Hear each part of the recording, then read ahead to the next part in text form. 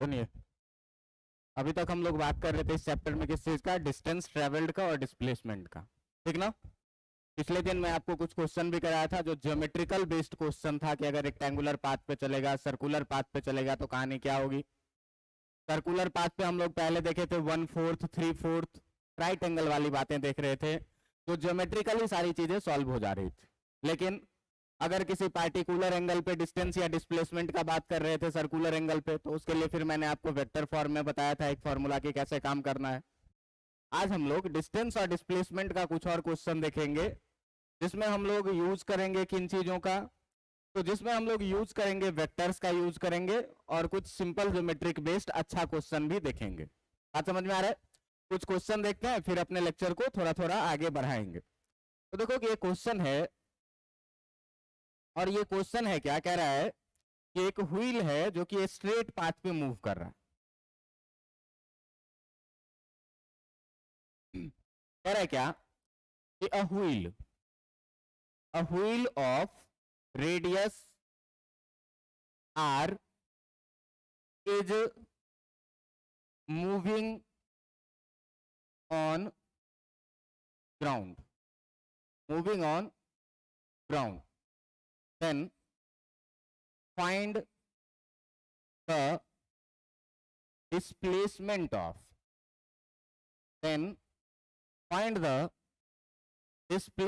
of point which touches the ground in half revolution। कह रहा है क्या कि एक पहिया है जिसका रेडियस आपको गिवन है कितना, कैपिटल R। कह रहा है कि ये जमीन पे चल रहा है। तो देखो कि अगर कोई भी पहिया होगा और वो जमीन पे चल रहा होगा, मान लो कि ये एक पहिया है और इस पहिए का रेडियस तुमको पता है कितना दिया हुआ है R, और ये जिस सड़क पे चल रही है ये सड़क कुछ इस तरह का है, और इस सड़क पे ये पहिया चल रहा है, इसका रेडियस है कितना तुमको दिया, इसका रेडियस गिवन है कितना, इसका रेडियस गिवन है R। और कह रहा है क्या कि ये जिस पॉइंट पे ग्राउंड को टच कर रहा है, इस पॉइंट का नाम रख लेते हैं थोड़ा देर के लिए क्या, P। तो कह रहा है कि अगर ये पहिया आधा चक्कर घूम जाएगा तो आप बताइए कि इस पॉइंट P का डिस्प्लेसमेंट क्या होगा। इस पॉइंट P का डिस्प्लेसमेंट क्या होगा तब, जब ये आधा चक्कर घूम जाएगा तब। आप समझ में आ रही है? अब आप जरा सा सोचो, आ जाओ। अब आप जरा सा सोचो कि अगर ये पहिया आधा चक्कर घूमेगा तो ये P पॉइंट कहां चला जाएगा, आगे ऊपर चला जाएगा, और ये आगे कितना बढ़ेगा। तो अगर एक पूरा चक्कर ये घूम जाता तो 2πr डिस्टेंस आगे चला जाता। कोई भी पहिया एक चक्कर में कितना डिस्टेंस ट्रेवल करेगा, अपने सरकमफेरेंस के बराबर में। तो अगर ये आधा चक्कर चलेगा तो ये कितना डिस्टेंस ट्रेवल करेगा, सरकमफेरेंस का आधा करेगा। तो सरकमफेरेंस होता है 2πr, तो सरकमफेरेंस का आधा कितना हो जाएगा, IR। बात समझ में आ रहा है कि नहीं? तो देखो भाई कि मैंने बोला क्या कि अगर ये पहिया आधा चक्कर अपना कंप्लीट कर लेता है तो आधा चक्कर कंप्लीट करने के बाद मान लो क्या कि ये जो व्हील है ये पहुंच गया यहाँ पर, इस व्हील के यहाँ पर पहुंच जाने के बाद इस पॉइंट का नाम तुम कुछ भी रख लो P डैश। बात समझ में आ रहा है? अब देखो कि P से P डैश तक का जो डिस्टेंस होगा ये कितना डिस्टेंस हो जाएगा, क्यों कि इसने कितना डिस्टेंस ट्रेवल किया है। अब आधा चक्कर जब ये घूमेगा तो ये P पॉइंट उठ करके कहां पर चला जाएगा, यहां पर चला जाएगा। बात समझ में आ रहा है कि नहीं? तो ये P पॉइंट जब उठ के वहां चला गया तो नाम में थोड़ा सा चेंज कर लो, इसका नाम कुछ भी रख लो, A पर पहुंच गया और इसका नाम रख लो P डैश। बात समझ में आ रहा है? तो ये P पहले यहां था, अब कहां पहुंच गया। अब मैंने आपको क्या बताया है कि भाई इस दौरान जो है सो आधा चक्कर पहिया घूमा है, तो आधा चक्कर घूमने में इसने कितना डिस्टेंस ट्रेवल किया है, IR डिस्टेंस ट्रेवल किया है, और P पॉइंट ऊपर पहुंच गया। तो इनिशियल पॉइंट जो था P का, ये आपका इनिशियल पॉइंट कौन सा था, P शुरू में कहां पर था, यहां पर था। आपका फाइनल पॉइंट P कहां पर पहुंच गया, यहां पे पहुंच गया। और आप जानते हैं क्या कि जब हम इनिशियल पॉइंट को फाइनल पॉइंट से मिला देते हैं तो जो लेंथ मिलता है वही हमको क्या मिल जाता है, डिस्प्लेसमेंट मिल जाता है। इसका मतलब लेंथ P और P डैश जो हो जाएगा वो क्या हो जाएगा, डिस्प्लेसमेंट हो जाएगा। बात समझ में आ रहा है कि नहीं? अब देखो कि ये डिस्प्लेसमेंट निकलेगा कैसे, तो तुम ध्यान से देखना कि अगर मैं क्या करूं कि यहां से परपेंडिकुलर ड्रॉप करूं तो नीचे इस पॉइंट पे आ जाएगा कि नहीं, ये सेंटर से डायमीटर हो जाएगा और सेंटर से जो भी लाइन पास करता है वो टेंजेंट पे क्या होता है, परपेंडिकुलर होता है। 9th क्लास में आपने थ्योरम पढ़ा होगा कि अगर कोई सर्कल है और इस सर्कल पे अगर हम कोई सा टेंजेंट ड्रॉ करते हैं, इस सर्कल पे अगर हम कोई सा टेंजेंट ड्रॉ करते हैं तो रेडियस से गुजरने वाला हर एक लाइन इस पे क्या होता है, परपेंडिकुलर होता है। तो आप बताइए कि ये लाइन कहां से गुजर रहा है, सेंटर से, और सेंटर से गुजरने वाला लाइन टेंजेंट पे क्या होगा। अब बताओ कि ये डिस्टेंस कितना है, इसका रेडियस है r, तो ये डायमीटर हो जाएगा कितने के बराबर में, 2r के बराबर में। और ये लेंथ है कितना, ये राइट एंगल ट्रायंगल है कि नहीं, हाइपोटेन्यूज निकालना है कि नहीं निकालना है, निकल जाएगा कि नहीं निकल जाएगा। कैसे निकलेगा, तो देखो कि हम लोगों को निकालना है क्या भाई, हम लोगों को निकालना है क्या, डिस्प्लेसमेंट। हम लोगों को निकालना क्या है, डिस्प्लेसमेंट निकालना है। और ये डिस्प्लेसमेंट किसके बराबर में हो जाएगा, पीपी डैश के बराबर में। और ये कितना हो जाएगा, रूट अंडर बेस का स्क्वायर, बेस है कितना पीए का स्क्वायर, और प्लस परपेंडिकुलर का स्क्वायर जो है कितना, एपी डैश इसका क्या स्क्वायर। अब आप देखिए ध्यान से कि पीए जो है आपका, ये पीए कितना है आई आर, इसका क्या स्क्वायर, और एपी डैश जो है ये है कितना 2r, इसका क्या स्क्वायर। ये हो जाएगा कितना, root under pi square r square, 2 का स्क्वायर 4 और आर स्क्वायर। आर स्क्वायर अगर आप इसमें से कॉमन कीजिएगा तो कितना बचेगा, पाई स्क्वायर और प्लस कितना 4, और आर स्क्वायर रूट से बाहर आएगा तो आर आएगा और कितना बच जाएगा, पाई स्क्वायर प्लस 4, और यही क्या हो जाएगा आपका आंसर। बात समझ में आया कि नहीं। आपको क्या कह रहा था कि एक पहिया है जो ग्राउंड पे मूव कर रहा है, तो बताओ कि जो पॉइंट ग्राउंड को टच कर रहा है आधे चक्कर के बाद उस पॉइंट का डिस्प्लेसमेंट क्या होगा। तो सोचने वाली बस ये बात थी कि जब ये आधा चक्कर ट्रैवल करेगा तो कितना दूर आगे जाएगा। तो पूरा चक्कर अगर ये घूम जाता तो 2 पाई आर जाता, आधा चक्कर घूमा तो कितना जाएगा, और आधा चक्कर घूमने के बाद अभी ये पी पॉइंट नीचे है तो आधा चक्कर के बाद ये पी पॉइंट कहां चला जाएगा, ऊपर चला जाएगा। इसी पॉइंट पी का हमको क्या निकालना है, डिस्प्लेसमेंट। तो ये पी और पी डैश निकल जाएगा, वही क्या हो जाएगा डिस्प्लेसमेंट। ये बेस पता है पाई आर और ये परपेंडिकुलर भी पता है कितना 2r। अब पाइथागोरस थ्योरम लगा देंगे, आपका डिस्प्लेसमेंट निकल के आ जाएगा। बातें समझ में आई कि नहीं आई, बातें समझ में आई कि नहीं। अब देखिए ये अगला क्वेश्चन हम लोग देखते हैं।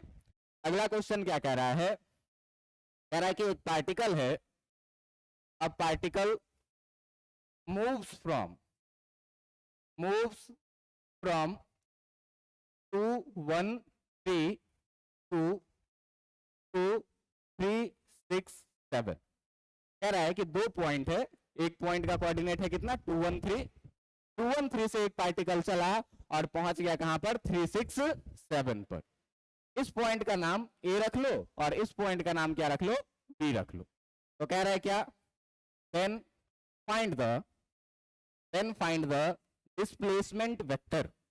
अब आपको क्या निकालना है, डिस्प्लेसमेंट वेक्टर निकालना है, और डिस्प्लेसमेंट वेक्टर के साथ साथ एंड इट्स मैग्नीट्यूड भी आपको क्या करना है, निकालना है। बात समझ में आ रहा है कि नहीं आ रहा है। तो देखो ध्यान से कि जब भी क्वेश्चन पूछा जाए तो आपको कोशिश करना चाहिए क्या कि सबसे पहले हम लोग क्या करें कि एक ठीक ठाक डायग्राम इनिशिएट करें। बात समझ में आ रहा है कि नहीं। तो जैसे ही कोऑर्डिनेट सिस्टम की बात हो रही है तो सबसे पहले आपको करना क्या चाहिए कि एक कोऑर्डिनेट सिस्टम आपको बनाना चाहिए। इस कोऑर्डिनेट सिस्टम में मैं एक्स एक्सिस, वाई एक्सिस और जेड एक्सिस को बनाऊंगा। मैं इसे मान लेता हूं अपना एक्स एक्सिस, इसे मान लेता हूं वाई एक्सिस और इसे क्या मान लेता हूं जेड एक्सिस। देखिए ए पॉइंट कह रहा है क्या कि 2 1 और 3। ए पॉइंट क्या कह रहा है कि 2 1 और 3। मान लो कि ये पॉइंट जो है तुम्हारा, ये पॉइंट ए है, इसका कोऑर्डिनेट कितना है 2 1 और कितना। तुमको याद हो अगर जब मैंने पोजीशन वेक्टर पढ़ाया था तो आपको मैं पढ़ाया था कि किसी भी कोऑर्डिनेट सिस्टम में अगर किसी पॉइंट का कोऑर्डिनेट है एक्स वाई और जेड, तो ओरिजिन से जब हम इस पॉइंट को मिला करके वेक्टर लिखते हैं, और अगर इसका नाम हम वेक्टर आर रख लें तो वेक्टर आर इक्वल टू क्या लिखते थे, एक्स आई प्लस कितना और प्लस कितना जेड के। आपको याद है कि नहीं।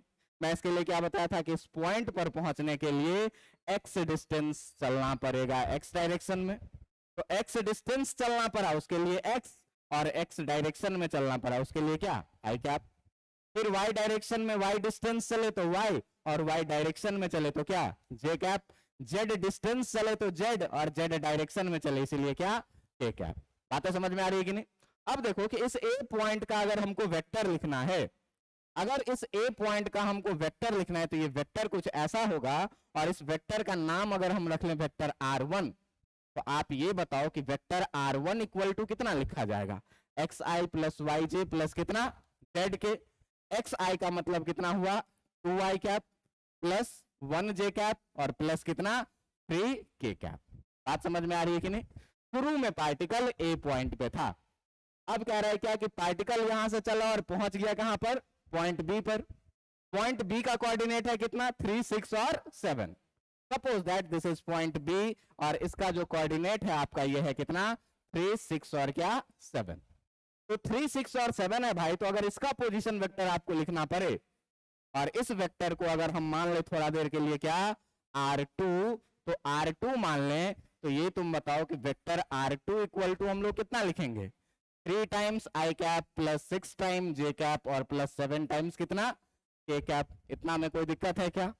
अब बताओ कि पार्टिकल पहले था ए पर, बाद में पहुंचा कहां पर, तो इस दोनों का जो पोजीशन वेक्टर लिखेंगे, ध्यान देना कि ए से बी तक गया है तो हमेशा ऐसा लिखेंगे, ना कि दिमाग में आना चाहिए कि ऐसा लिखेंगे, बी से ए तक जाता तब ऐसे लिखते। बात समझ में आ रहा है कि नहीं। पार्टिकल कहां से आया है ए से लेकर के बी तक, तो हम लोग जो अपना वेक्टर भी बनाएंगे वो कहां से कहां तक, ए से लेकर के बी तक, और इसको हम लोग मान लेते हैं क्या वेक्टर आर। और यही चीज जो है आपका ये क्या है डिस्प्लेसमेंट वेक्टर। ये चीज क्या है आपका डिस्प्लेसमेंट वेक्टर, और यही डिस्प्लेसमेंट वेक्टर आपको क्या करना है निकालना है। बात समझ में आ रहा है कि नहीं। यही डिस्प्लेसमेंट वेक्टर आपको क्या करना है निकालना है। अब डिस्प्लेसमेंट वेक्टर निकालना है भाई, कैसे निकले। तो इस डायग्राम में तुमको एक ट्रायंगल दिख रहा है कि नहीं दिख रहा है। दिमाग में सबसे पहले क्या आना चाहिए कि triangle law of vector addition लगाना है। बात समझ में आ रहा है कि नहीं। अब triangle law of vector addition क्या कह रहा है, triangle law of vector addition क्या कह रहा है कि यदि दो वेक्टर हो सेम ऑर्डर में हो और किसी ट्रायंगल का दो कॉरेस्पॉन्डिंग साइड हो, ये दो वेक्टर है आपके पास, एक वेक्टर का नाम रखते हैं क्या वेक्टर ए, एक का नाम क्या रखते हैं वेक्टर बी, ये दोनों सेम ऑर्डर में है, ट्रायंगल का दो साइड भी है, तो कहता क्या है कि जो रिजल्टेंट होगा तो इस वेक्टर का तीसरा साइड होगा, और किस ऑर्डर में अपोजिट ऑर्डर में। तो तीसरा साइड कौन सा होगा भाई, ये वाला साइड होगा तीसरा।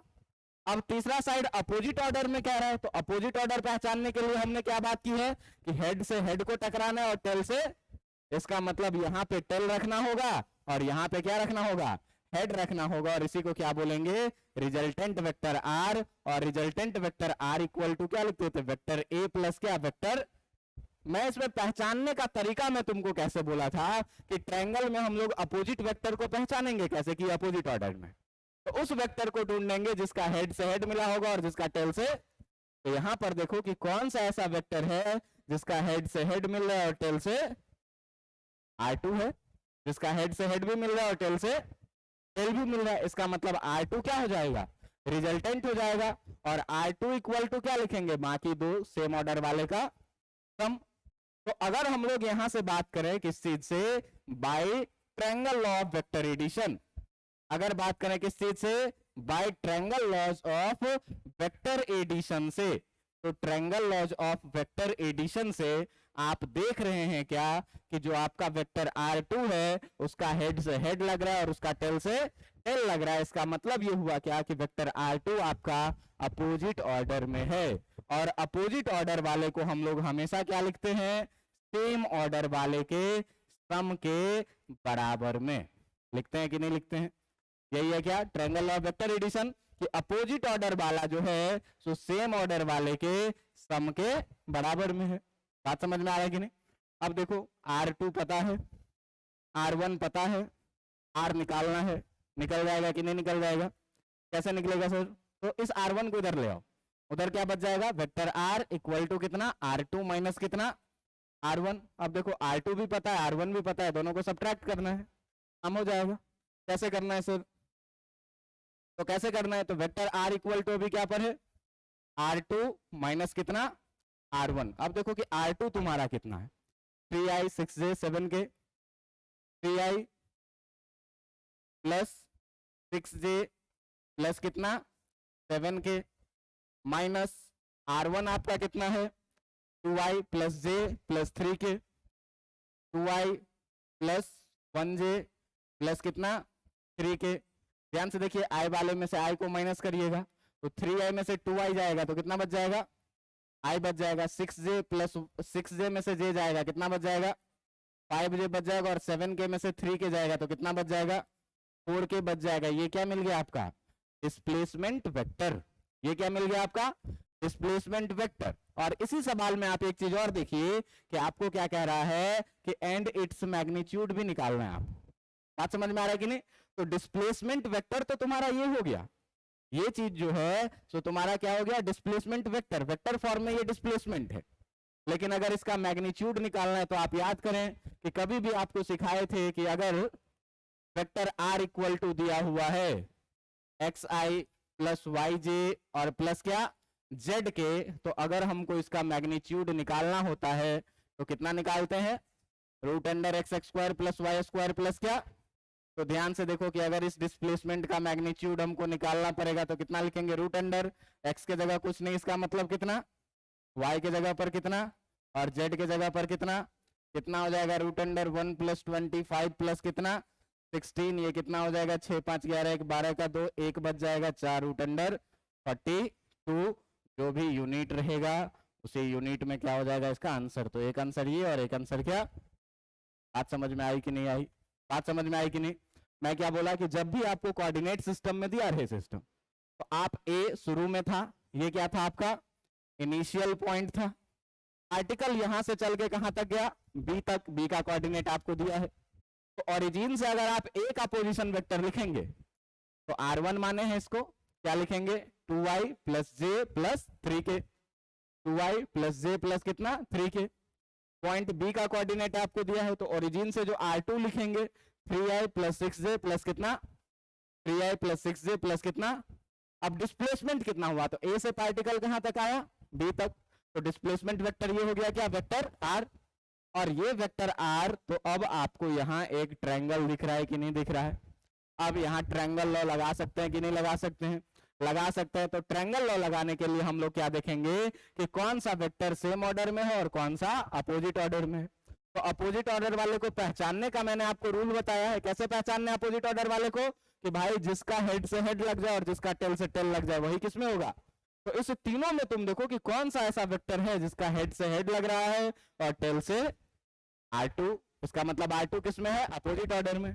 तो अपोजिट ऑर्डर वाला सेम ऑर्डर वाले के सम के बराबर होता है। तो अपोजिट ऑर्डर वाला R2 दो वेक्टर जो सेम ऑर्डर में है R1 और R उसके सम के बराबर होगा। हमको वेक्टर R निकालना है तो R1 को इधर ले जाएंगे तो R2 माइनस क्या हो जाएगा R1। अब हमको R2 भी पता है R1 भी पता है, वेक्टर निकल जाएगा कि नहीं निकल जाएगा। आज समझ में आया कि नहीं आया, कोई दिक्कत है इसमें क्या, कोई दिक्कत नहीं है। तो अगला क्वेश्चन आप लोग बना करके दिखाएंगे, दिखाएंगे। चलिए अगला क्वेश्चन है आपके लिए,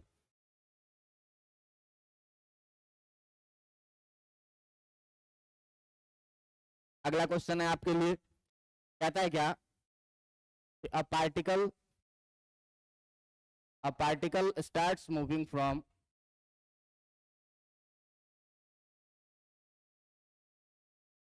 a particle starts moving from a point 3 3 3 2 2 7 minus 3 5, then find the displacement vector, then find the displacement vector and its magnitude। अब आप बताइए इस पार्टिकल का डिस्प्लेसमेंट वेक्टर क्या है और उसका मैग्नीट्यूड कितना है। आराम से बनाइए, बहुत आसान है, तुरंत बन जाएगा।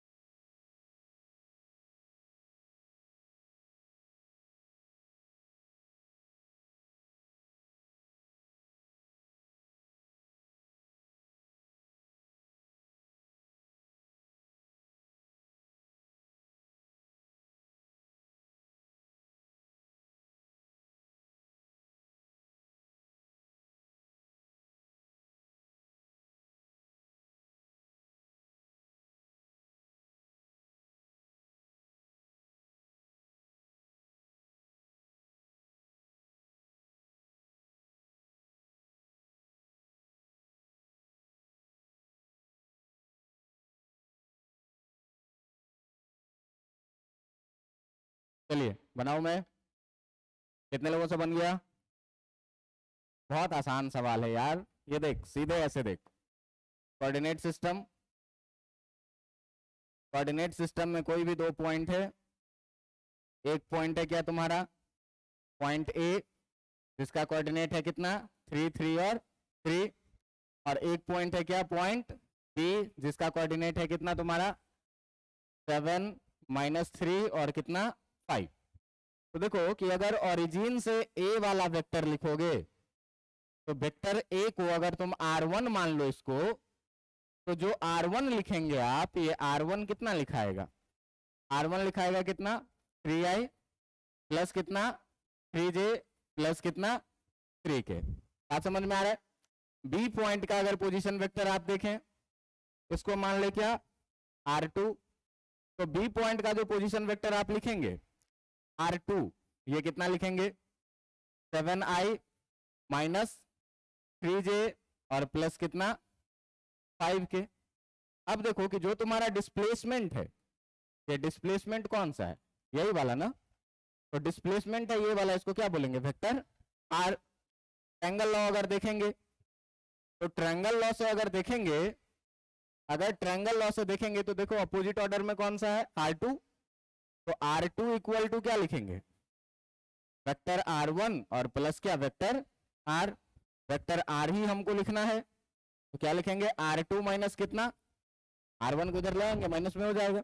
अब r2 माइनस r1 निकालना है, तो vector r equal to r2 है कितना 7i माइनस 3j प्लस कितना 5k, और इसमें से माइनस करना है किसको 3i प्लस 3j और प्लस किसको 3k को। सब्ट्रैक्शन में तुमको पता है कि नीचे वाला साइन क्या कर दे रहा है, चेंज कर देना है, तो 7 में से 3 जाएगा तो कितना हो जाएगा माइनस कितना 6j कैप, और ये कितना प्लस 2k कैप, यही क्या निकल गया वेक्टर r। और इसका मैग्नीट्यूड अगर निकालना हो तो मैग्नीट्यूड के लिए क्या करेंगे रूट अंडर 4 का स्क्वायर प्लस माइनस 6 का स्क्वायर प्लस कितना 2 का स्क्वायर, ये कितना हो जाएगा रूट अंडर 16 प्लस 36 प्लस 4, 40 10 50 से 56, और जो भी हो यूनिट उसमें आंसर। बात समझ में आई कि नहीं आई, बात समझ में आई कि नहीं? चलिए एक अगला क्वेश्चन देखते हैं, एक अगला क्वेश्चन देखते हैं, कह रहा है क्या particle starts moving from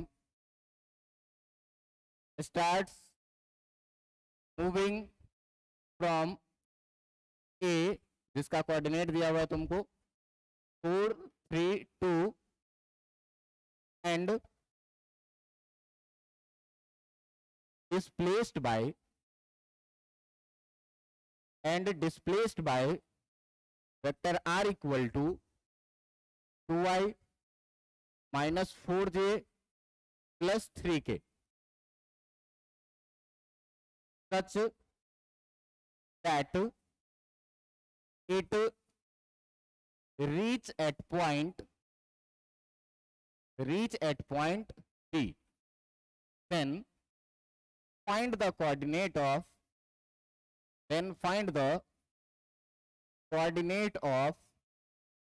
point B। Point B का आपको क्या करना है कोऑर्डिनेट बताना। कह रहे क्या कि एक पॉइंट ए से कोई पार्टिकल चलना शुरू किया जिसका कोऑर्डिनेट कितना है 4 3 और 2, और जो डिस्प्लेसमेंट हुआ उसमें वो कितने का हुआ इतने का, ये डिस्प्लेसमेंट भी गिवन है। तो अब क्या कह रहा है आपको कि इस तरह से डिस्प्लेस हुआ और पहुंच गया कहां पर पॉइंट बी पर, तो बताइए कि पॉइंट बी का कोऑर्डिनेट क्या होगा। वैसा ही सवाल है, देखो कैसे करना है, वैसा ही सवाल है, इसको कैसे करना है ये देखो। तो कोऑर्डिनेट सिस्टम बनाओ, और इस कोऑर्डिनेट सिस्टम में तुमको एक पॉइंट दिया हुआ है ए पॉइंट, जिस ए पॉइंट का कोऑर्डिनेट आपको पता है, ये कितना दिया हुआ है 4 3 और कितना 2। बात समझ में आ रही है कि नहीं? और कह रहा है कि ये डिस्प्लेस्ड हुआ और पहुंच गया कहीं पर पॉइंट बी पर, और पॉइंट बी पर जो पहुंचा इसका कोऑर्डिनेट हमको नहीं पता है, इसका कोऑर्डिनेट हमको पता नहीं है, इसका कोऑर्डिनेट पता नहीं है, लेकिन ये कह रहा है क्या कि यहां से बी तक जो ये पहुंचा है, तो इसमें जो डिस्प्लेसमेंट हुआ है वेक्टर आर, ये कितने का डिस्प्लेसमेंट हुआ है? 2y माइनस 4j और प्लस कितना? 3k। ये बताओ कि अगर हम पॉइंट ए का पोजीशन वेक्टर को हम r1 मान लें और पॉइंट बी के पोजीशन वेक्टर को अगर हम r2 मान लें, तो ये r1 ये r2। आप समझ में आ रहा है कि नहीं? आप देखिए ट्रायंगल लॉ अगर आप लगाएंगे इसमें, तो आपको r1 का वैल्यू पता है क्या? कि अगर आप r1 लिखना चाहेंगे तो ओरिजिन से देखिए इस पॉइंट ए का कोऑर्डिनेट है कितना? 4 3 और तो इसको कितना लिखेंगे? 4i प्लस कितना और प्लस कितना? आप समझ में आ रहा है कि नहीं? देखो तुमको वेक्टर आर भी गिवन है। वेक्टर आर कितना गिवन है? 2i माइनस 4j और प्लस कितना? 3k।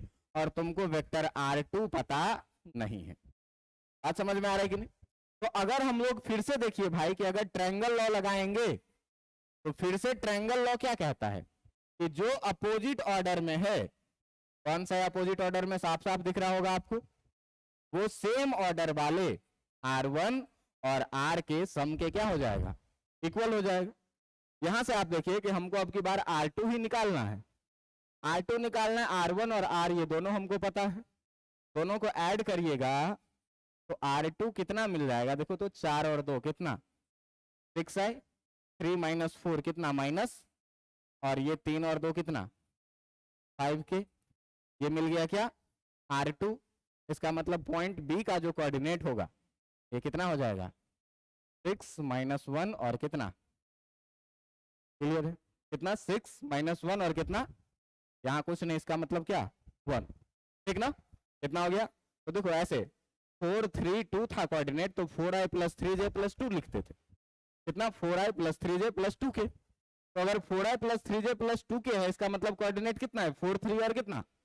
तो इसी तरीके से अगर 6i minus 1j plus 5k है, तो इसका कोऑर्डिनेट कितना होगा? 6 माइनस 1 और कितना? यही निकालना था। बात समझ में आ गई कि नहीं आ गई? मतलब जब भी डिस्प्लेसमेंट निकालने के लिए आपको वेक्टर में बोला जाए, तो सीधे सीधे एक लाइन में समझ जाना क्या कि triangle law of vector addition लगाना है और काम करके आगे बढ़ना है। आज समझ में आ गई कि नहीं आ गई? कोई दिक्कत है क्या? नहीं कोई दिक्कत है तो आप एक क्वेश्चन मुझे कल के कॉन्सेप्ट पर बना करके देखें, मैं देता हूं, है कि नहीं? कल सर्कुलर पाथ वाला मैं क्वेश्चन करवाया था।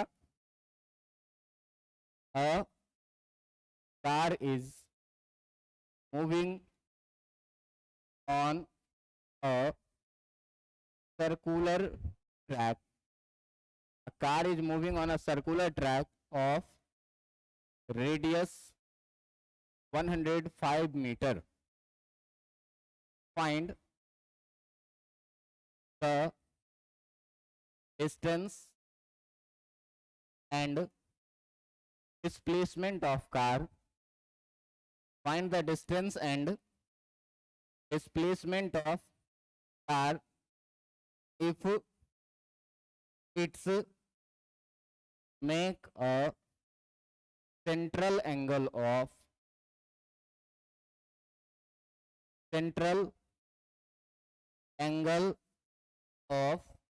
120 डिग्री। अगर ये सेंटर पे 120 डिग्री का एंगल बनाता है, तो आप बताइए कि इस कार का डिस्टेंस और डिस्प्लेसमेंट कितना होगा। आज समझ में आ रहा है? तो देखो कि जब भी सर्कुलर ट्रैक की बात आई, तो मैं तुमको पिछले दिन ही बताया हूं कि सर्कुलर ट्रैक के लिए तुमको सीधे सीधे याद क्या रखना है कि जब भी तुमको डिस्टेंस का बात करें तो क्या लिखाया हूं? 2 पाई आर थीटा बाई कितना? 360 डिग्री। और जब भी डिस्प्लेसमेंट का बात आए 2r साइन थीटा बाई कितना? 2। ये कल मैं प्रूफ करके भी आपको दिखाया था कि ये कहां से आता है। तो सर्कुलर ट्रैक के लिए बस आपको इतना ही याद रखना है। कैसे आया? तो ये वेक्टर से लाए थे, तुमको याद होगा कि नहीं? और इस चीज को कहां से लाए थे? ज्योमेट्री से, कि भाई पूरा चक्कर लेता है 360 डिग्री, तो कितना डिस्टेंस ट्रेवल करता है? 2 पाई आर एक चक्कर में। तो 1 डिग्री चलेगा तो कितना डिस्टेंस ट्रेवल करेगा?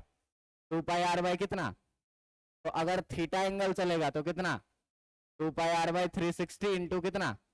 इसी को थोड़ा अच्छे से लिखेंगे तो 2 पाई आर एक जगह और थीटा बाई 360 एक जगह। आप समझ में आ रहा है कि नहीं? और ये वेक्टर से कैसे दिखाया था? तो वेक्टर से मैं तुमको अभी हर जगह दिखा रहा हूं क्या कि जो डिस्प्लेसमेंट आ रहा है वेक्टर आर वो किसके बराबर में आ रहा है? R2 और माइनस किसके बराबर में? R1 के बराबर में। तो आपको अगर कभी बात करें हम मैग्नीट्यूड ऑफ वेक्टर आर का, तो इस केस में अगर यहाँ प्लस रहता था तो A square plus B square plus 2ab cos theta लिखते थे, और अगर माइनस रहता था तो A square plus B square minus 2ab cos कितना लिखते थे? थीटा लिखते थे। याद है कि नहीं? प्लस में यहाँ प्लस और माइनस में यहाँ माइनस। भाई सर्कल के केस में हम लोग देखते थे क्या कि R1 और R2 दोनों क्या बराबर, दोनों रेडियस कैसा होगा? बराबर होगा। तो R1 और R2 अगर बराबर होगा तो R1 के जगह भी R और R2 के जगह भी कितना? R minus 2 times R cos कितना? थीटा। ये हो जाएगा कितना? Root under 2r square minus 2r square कितना? cos theta. 2r स्क्वायर अगर कॉमन कर लेते थे तो 1 माइनस कितना बचता था? cos theta. और इस 1 माइनस cos थीटा को हम लोग कितना लिखते थे? 2r square into 2 sine square theta by कितना? देखो 2 और 2 में से 2 बाहर, r स्क्वायर में से, और साइन स्क्वायर थीटा बाई 2 में से साइन थीटा बाई, यही चीज क्या होता था? डिस्प्लेसमेंट का मैग्नीट्यूड। तो ये सर्कल के लिए मैं आपको बताया था। तो अगर एक लाइन में आप फॉर्मूला लगाना चाहेंगे तो आप सीधे सीधे क्या लिखेंगे कि जो डिस्टेंस ट्रेवल्ड होगा, ये डिस्टेंस ट्रेवल्ड कितना? 2 पाई आर थीटा बाई कितना डिग्री? 360 डिग्री। देखो 2 पाई का वैल्यू 22/7, रेडियस है कितना? 105, और इंटू थीटा के जगह 120 अपॉन कितना? 360। 7 से कटेगा, 7 एकम 7, 7 पंचे 35 बार में, ये कट जाएगा 3 बार में, 3 से कटेगा 5 बार में, 44 पंचे 4 पंचे 20 का 0, 4 पंचे 20 2 22, 220 मीटर। आप समझ में आ रहा है कि नहीं? ये डिस्टेंस आ जाएगा। और जब भी तुम डिस्प्लेसमेंट का बात करोगे तो डिस्प्लेसमेंट का बात करोगे तो ये कितना पढ़े हुए हो? 2r साइन थीटा बाई कितना? 2। तो 2 के जगह 2, रेडियस है कितने का? 105 का, साइन थीटा है कितना? 120, और बाई कितना? देखो 2 इंटू 105 इंटू साइन 122 बाई कितना लिखोगे? 60 डिग्री लिखोगे इसको काट के। अब साइन 60 का वैल्यू रख दोगे तो जो तुम्हारा डिस्प्लेसमेंट आ जाएगा वो 2 गुने 105 गुने साइन 60 का वैल्यू कितना होता है? √3 बाई कितना? 2 से 2 कैंसिल हो जाएगा, कितना आ जाएगा? 105 √3 मीटर। बात समझ में आया कि नहीं आया? बात समझ में आया कि नहीं? ये चीजें पिछले दिन तक हम लोगों ने डिस्कस किया था। आप समझ में आ रही है कि नहीं? अब देखिएगा आप कि जब भी हम लोग अब मोशन का जिक्र करेंगे तो डिस्टेंस और डिस्प्लेसमेंट इतना में तुम्हारा कवर हो गया सारा चीज। क्यों? कि हम लोग सिंपल ज्योमेट्रिक क्वेश्चन देख लिए, वेक्टर वाला क्वेश्चन देख लिए, वेक्टर से सर्कल का हम जनरलाइज रिजल्ट कर लिए। इससे ज्यादा डिस्टेंस और डिस्प्लेसमेंट के क्वेश्चन नहीं आते। बात समझ में आ रहा है कि नहीं? अब इसके बाद हम लोग मोशन को थोड़ा सा आगे लेके चलेंगे, और मोशन को थोड़ा सा आगे लेकर के चलेंगे तो इसमें जो पहला टाइप्स आता है वो क्या आता है? टाइप्स ऑफ मोशन में। टाइप्स ऑफ मोशन में हम लोग पहला टाइप में बात करते हैं किस चीज का? यूनिफॉर्म मोशन का। किस चीज का? यूनिफॉर्म मोशन का। और दूसरा टाइप में हम लोग बात करते हैं किस चीज का? नॉन यूनिफॉर्म मोशन का। तो ध्यान देना, सीधे से बात, इस नाम में ही छुपा हुआ है दोनों का डेफिनेशन। बात समझ में आ रहा है कि नहीं? अब मान लो क्या कि कभी हम सड़क पे चलते हैं, तो जब हम सड़क पे चलते हैं तो हमारा मोशन क्या हमेशा एक जैसा होता है? कभी बहुत तेज चल रहे होता है तो कभी धीरे चल रहे होते हैं, सिचुएशन के अकॉर्डिंग डिपेंड होता है। बात समझ में आ रहा है कि नहीं? लेकिन अगर हम बात करें किसी रेलवे ट्रैक पे एक स्पीड को फिक्स करते हैं, क्या कि ट्रेन मेरी 100 किलोमीटर प्रति घंटा के रफ्तार से चलेगी तो उसका स्पीड क्या कभी कम होगा कभी ज्यादा होगा? क्या कांस्टेंट चलेगा। बात समझ में आ रहा है कि नहीं? तो जो हम लगातार कांस्टेंट स्पीड से चलते हैं, कांस्टेंट मोशन करते हैं, एक जैसा मोशन करते हैं, उसे क्या कहेंगे? Uniform motion. और अगर हम समय एक जैसा लें और डिस्टेंस अलग अलग ट्रेवल करें तो जो मोशन होगा वो क्या होगा, नॉन यूनिफॉर्म मोशन। जैसे कि अगर यूनिफॉर्म मोशन का बात करें तो पहले सेकंड में भी मान लो कि मैं 2 कदम चलूं, अगले सेकंड में भी मैं 2 ही कदम चलूं, अगले सेकंड में भी मैं क्या चलूं, 2 ही कदम चलूं, तो मैं हमेशा कैसा चल रहा हूं, एक जैसा चल रहा हूं। और जब एक जैसा चल रहा हूं तो ऐसे मोशन क्या कहलाएंगे, यूनिफॉर्म मोशन। और अगर मैं अभी थोड़ा देर रुक लेता हूं, फिर थोड़ा देर धीरे चलूंगा, थोड़ा देर मैं बहुत तेज चलूंगा, तो उस समय में क्या है कि मेरी हमेशा मोशन एक जैसी नहीं है, और एक जैसी नहीं है तो ऐसे मोशन को हम लोग क्या कहेंगे, नॉन यूनिफॉर्म मोशन। बात समझ में आ रहा है कि नहीं? तो पहला बात आएगा किस चीज का, कि ये यूनिफॉर्म मोशन क्या होता है। बात समझ में आ रहा है कि नहीं? क्या आता है यूनिफॉर्म मोशन, ये क्या होता है? तो इस यूनिफॉर्म मोशन के बारे में कहा जाता है क्या, कि इफ एनी पार्टिकल, कि अगर कोई भी पार्टिकल जो है वो ट्रैवल करे equal distances in equal interval of time, in equal interval of time, कि अगर इक्वल इंटरवल ऑफ टाइम में कोई भी पार्टिकल बराबर डिस्टेंस ट्रैवल करे, 1 सेकंड में 5 मीटर चला, फिर अगले 1 सेकंड में कितना, 5, फिर अगले 1 सेकंड में कितना, 5, ये हमेशा बराबर टाइम इंटरवल में कैसा डिस्टेंस ट्रैवल करेगा, बराबर डिस्टेंस ट्रैवल करेगा। तो ऐसे केस में हम लोग क्या कहेंगे, then the motion of particle, then the motion of particle is said to be uniform motion। अब ऐसे केस में हम लोग क्या कहेंगे, मोशन को यूनिफॉर्म मोशन।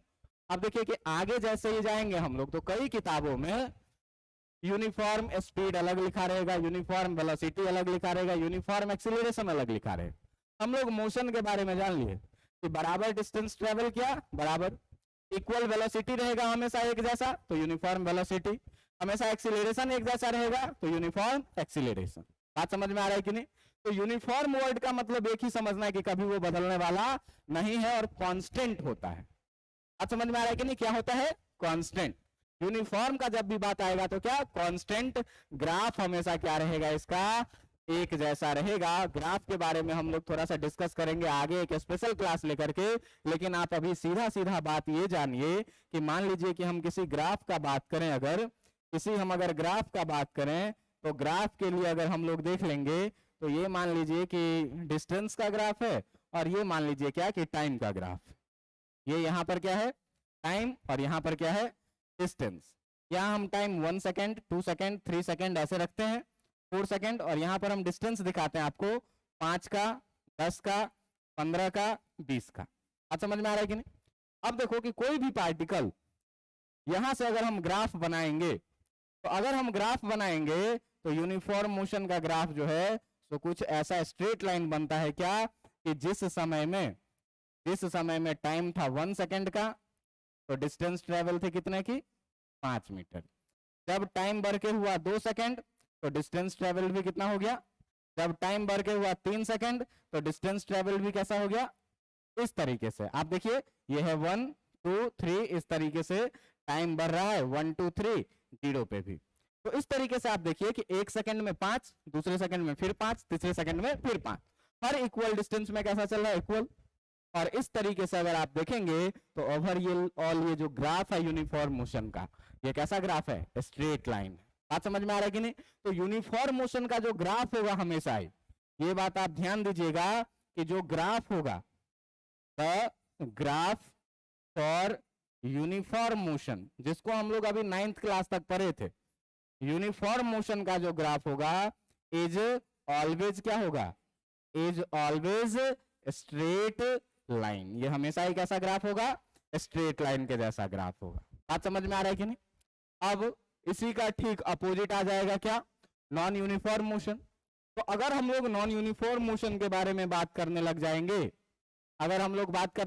किस चीज के बारे में, नॉन यूनिफॉर्म मोशन के बारे में, जिसका केवल आपने 9th क्लास में डेफिनेशन पढ़ के इसको क्या किया है, छोड़ दिया है। इसके बारे में आप सीखा नहीं है। आप अगर कहते हैं कि equation of motion S equal to, आप पढ़े होइएगा ut plus half AT square, आप पढ़े होइएगा v minus u equal to क्या 80, आप पढ़े होइएगा v square minus u square equal to क्या 2as। क्या ये ऑलवेज ट्रू है? ये ऑलवेज ट्रू नहीं है। ऑलवेज ट्रू क्या है ये मैं आपको आगे सिखाऊंगा, और ये एक कंडीशन पे केवल सही होता है, ये हमेशा सही नहीं होता है, ये भी आप सीखेंगे। बात समझ में आ रहा है कि नहीं? तो तुम देखना कि अभी मैं बस एक चर्चा कर दे रहा हूं क्या, कि हम लोग डिफरेंशिएशन पर हैं और हम लोग इंटीग्रेशन पर हैं। तो पूरे फिजिक्स में दो तरह के फॉर्मूले आपको देखने को मिलेंगे, एक इंटीग्रेशन डिफरेंशिएशन वाला होगा और एक इस टाइप का सिंपल फॉर्मूला होगा। तो सिंपल फॉर्मूला एक शर्त पर सही होता है, ये हमेशा सही नहीं होता है। जैसे न्यूटन लॉज ऑफ मोशन में हम लोग पढ़ते हैं कि फोर्स का डेफिनेशन आता है F इक्वल टू ma, ये ऑलवेज ट्रू नहीं है। बात समझ में आ रहा है कि नहीं? ये ऑलवेज ट्रू नहीं है। और इसी फॉर्मूला का हम एक डिफरेंशियल फॉर्म आपको पढ़ाएंगे, तो वो हमेशा सही होता है। इस सब फॉर्मूला का हम डिफरेंशियल फॉर्म पढ़ाएंगे, वो हमेशा सही होता है। तो डिफरेंशिएशन इंटीग्रेशन वाला फॉर्मूला हमेशा सही होगा, लेकिन जो सिंपल फॉर्मूला रहेगा इस टाइप का, ये हमेशा सही नहीं होता है, ये एक शर्त पे सही होता है। बात समझ में आ रहा है कि नहीं? तो वो कैसे होता है ये आपको आगे पता चलेगा, जब हम लोग देखेंगे धीरे धीरे इक्वेशन ऑफ मोशन में आएंगे इस चैप्टर में, तो आपको खुद दिखने लगेगा कि उसी डिफरेंशिएशन वाले फॉर्मूला से ये सारा फॉर्मूला बनता है। कैसे प्रूफ होता है? तो इसका ग्राफिकल मेथड है, इसका कैलकुलस मेथड है। तो कैलकुलस मेथड में जब भी बोलूं तो आपको समझ जाना है क्या कि बात हो रही है यहाँ पर डिफरेंशिएशन या इंटीग्रेशन की, और डिफरेंशिएशन या इंटीग्रेशन से जो भी फॉर्मूला आएगा वो हमेशा ही सही होगा। बात समझ में आ रहा है कि नहीं? तो चलो हम बढ़ते हैं किधर, नॉन यूनिफॉर्म मोशन के तरफ। ये सारा फॉर्मूला नॉन यूनिफॉर्म मोशन के लिए, ये नॉन यूनिफॉर्म एक्सीलरेशन के लिए, ये सारा फॉर्मूला क्या हो जाता है? गलत हो जाता है। बात समझ में आ रहा है कि नहीं? तो हम आ जाएंगे कहां पर? नॉन यूनिफॉर्म मोशन पर। और इस नॉन यूनिफॉर्म मोशन के बारे में जानते हैं कि ये क्या कहता है। नॉन यूनिफॉर्म मोशन देखो कि इससे पहले यूनिफॉर्म मोशन हम लोग पढ़े, क्या कहता है कि इक्वल टाइम इंटरवल में इक्वल डिस्टेंस ट्रैवल। बस इसी को क्या कर देना है? पलट देना है कि टाइम इंटरवल इक्वल है लेकिन डिस्टेंस कैसा है? अनइक्वल है। हम पहले सेकंड में नहीं चले, दूसरे सेकंड में 20 मीटर चल गए, तीसरे सेकंड में 2 ही मीटर चले। अब क्या है कि टाइम इंटरवल हमेशा बराबर लेकिन डिस्टेंस ट्रैवल कैसा? अनइक्वल। तो ऐसे केसेस में जो है सो मोशन को कैसा मोशन कहेंगे? नॉन यूनिफॉर्म मोशन कहेंगे। और नॉन यूनिफॉर्म मोशन का अगर आपको डेफिनेशन लिखने के लिए बोला जाए तो आप सीधे कहेंगे क्या कि if any particle travels unequal distances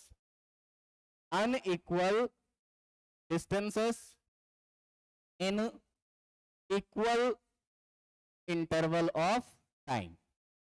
equal interval of time में अगर कोई पार्टिकल अनइक्वल डिस्टेंस ट्रैवल करे, तो अनइक्वल डिस्टेंस ट्रैवल करे, then the motion of particle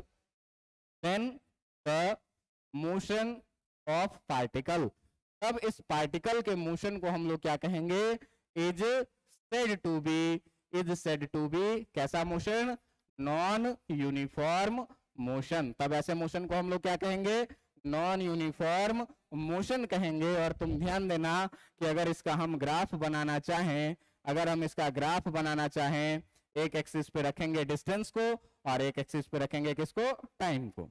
तुम ध्यान देना कि अगर हम यहाँ पर टाइम रख रहे हैं और यहाँ पे अगर हम डिस्टेंस रख रहे हैं, तो तुम ध्यान देना कि अगर मैं एक ग्राफ बना दूं कुछ इस तरह का, एक ग्राफ में बना दूं कुछ इस तरह का, और इस ग्राफ में आप देखेंगे अगर ध्यान से, तो आप देखिए ध्यान से, अगर इसको यहां चिपका दो, ठीक है, या हटाओ इसको,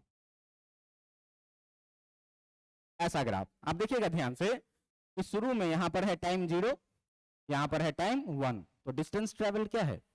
बहुत कम है। डिस्टेंस ट्रेवल क्या है? यहां पर बहुत ज्यादा कम है। टाइम 1 सेकेंड, डिस्टेंस क्या? बहुत कम। आप समझ में आ रही है कि नहीं? लेकिन यहीं पर अगर आप टाइम बढ़ा करके कर दिए कितना? 2 सेकेंड, तो आप देखिए कि जो डिस्टेंस ट्रेवल हुआ वो पहले से क्या? ज्यादा। टाइम कर दिए क्या? 3 सेकेंड, डिस्टेंस ट्रेवल और भी क्या? ज्यादा। यहाँ देखो हर जगह गैप क्या होता जा रहा है? धीरे धीरे बढ़ता जा रहा है, और गैप धीरे धीरे बढ़ता जा रहा है। इसका मतलब क्या कि इक्वल टाइम इंटरवल में कैसा डिस्टेंस ट्रेवल हुआ है? अनइक्वल। लेकिन यहाँ पर देखो कि हमेशा ही गैप कैसा है? इक्वल गैप है। इसका मतलब क्या कि इक्वल टाइम इंटरवल में इक्वल डिस्टेंस ट्रेवल हुआ है। तो आप देखेंगे क्या कि हमेशा ही जो नॉन यूनिफॉर्म मोशन का ग्राफ होगा वो स्ट्रेट लाइन नहीं होता है, क्या होता है? कर्व्ड लाइन होता है, पैराबोला ही नहीं हमेशा, कैसा भी कर्व्ड लाइन हो सकता है। बात समझ में आ रहा है कि नहीं? ये ग्राफ जो है तुम्हारा, ये ग्राफ जो है तुम्हारा, ये ग्राफ तुम्हारा ऐसा भी हो सकता है, ये ग्राफ तुम्हारा ऐसा भी हो सकता है। देखो शुरू में बहुत ज्यादा डिस्टेंस ट्रेवल कर रहा है और बाद में धीरे धीरे कम होता गया। बात समझ में आ रहा है कि नहीं? कैसा भी, ये कोई जरूरी नहीं है कि ऐसा ही हमेशा पैराबोलिक ही दिखे, पैराबोलिक ही दिखे ये भी कोई जरूरी नहीं है। आपका ये ग्राफ ऐसा भी हो सकता है, कर्व्ड लाइन बस। बात समझ में आ रहा है कि नहीं? आगे देखेंगे हम लोग, तो सीधे सीधे बात यहाँ जानने के लिए ये जानेंगे क्या, कि जो ग्राफ होता है किसका, the graph of non uniform motion, कि जो नॉन यूनिफॉर्म मोशन का ग्राफ होगा वो हमेशा ही क्या होगा, non uniform motion is always कैसा लाइन, कर्व्ड लाइन। बात समझ में आ रहा है? अब देखो कि अगले दिन हम आज यूनिफॉर्म और नॉन यूनिफॉर्म मोशन का बात कर दिए, आगे आपको हर जगह uniform velocity, non uniform velocity, uniform speed, non uniform speed, uniform acceleration, non uniform acceleration पढ़ना पड़ेगा। तो जब भी आप पढ़ेंगे, ध्यान दीजिएगा कि जब भी आप पढ़ेंगे यूनिफॉर्म, चाहे वो आप स्पीड पर हैं, चाहे वो आप वेलोसिटी पर हैं, चाहे वो आप एक्सीलरेशन पर हैं, इसका मतलब आपको सीधे समझना है क्या, कि ये कैसा टर्म है, कांस्टेंट टर्म है। यूनिफॉर्म वेलोसिटी का मतलब क्या, कांस्टेंट वेलोसिटी। यूनिफॉर्म स्पीड का मतलब क्या, कांस्टेंट स्पीड। यूनिफॉर्म एक्सीलरेशन का मतलब क्या, हमेशा एक जैसा है। बात समझ में आ रहा है कि नहीं? और यही चीज जो है सो आपका क्या आ जाएगा, अगर नॉन यूनिफॉर्म आ जाएगा, अगर यही चीज नॉन यूनिफॉर्म आ गया, क्या स्पीड नॉन यूनिफॉर्म आ गया, वेलोसिटी नॉन यूनिफॉर्म आ गया, आपका क्या आ गया, एक्सीलरेशन नॉन यूनिफॉर्म आ गया, इसका मतलब क्या समझना है कि ये कैसा है, वेरिएबल है। वेरिएबल का मतलब क्या, कि ये लगातार क्या हो रहा है, बदल रहा है। बात समझ में आई कि नहीं आई? तो इस पर हम लोग आगे डिस्कस करेंगे, लेकिन अगले दिन आपको मैं स्पीड और अगले दिन मैं आपको वेलोसिटी पर चर्चा करूंगा। स्पीड पर हम लोग पहले एक बार में चर्चा करेंगे, और स्पीड अगर सीख गए तो वेलोसिटी में कुछ रह नहीं जाएगा। बात समझ में आ रहा है? स्पीड और वेलोसिटी को एक ही मान करके पढ़ेंगे। बस आपसे ये अनुरोध है कि थोड़ा सा इंटीग्रेशन और थोड़ा सा डिफरेंशिएशन आप रिवीजन करके आए, अगर आप क्लास किए हैं तो। अगर नहीं किए हैं तो आप मेरे YouTube चैनल पे जाएं, वहां पर इंटीग्रेशन डिफरेंशिएशन का वीडियो अभी ऊपर में ही है, जा करके एक बार 10 मिनट टाइम दे करके थोड़ा सा देख लें। बहुत आसान चीजें आप सीख जाएंगे, तो इस चैप्टर में आपको मजा आ जाएगा। आज समझ में आ रहा है कि नहीं? अगले दिन से हम लोग अगला टॉपिक शुरू करेंगे। आज के लिए इतना काफी है।